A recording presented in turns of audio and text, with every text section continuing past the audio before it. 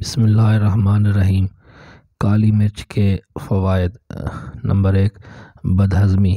हर खाने के बाद स्याह मिर्च 500 मिलीग्राम की मिकदार में पानी के साथ इस्तेमाल करें। निज़ाम हज़म की ख़राबी में मुफीद है। नंबर 2, जोड़ों का दर्द। स्याह मिर्च का सफ़ूफ 500 मिलीग्राम शहद 1 ग्राम में मिलाकर पानी के साथ इस्तेमाल करें। नीज़ 3 ग्राम काली मिर्च पीस कर 50 मिलीलीटर तिलों के तेल में जलाकर जोड़ों पर मालिश करें। नंबर 3, खून की खराबी।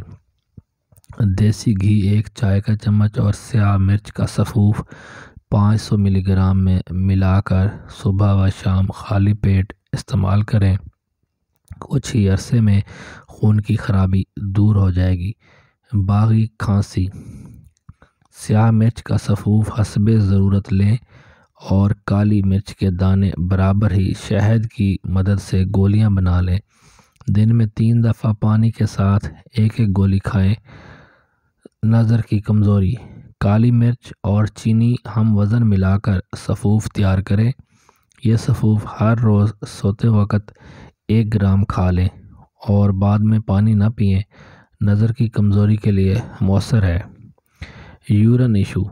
बवक्त ज़रूरत काली मिर्च का सफ़ूफ 500 मिलीग्राम और शहद 1 खाने का चम्मच 1 कप नीम गर्म पानी में मिलाकर पिएं।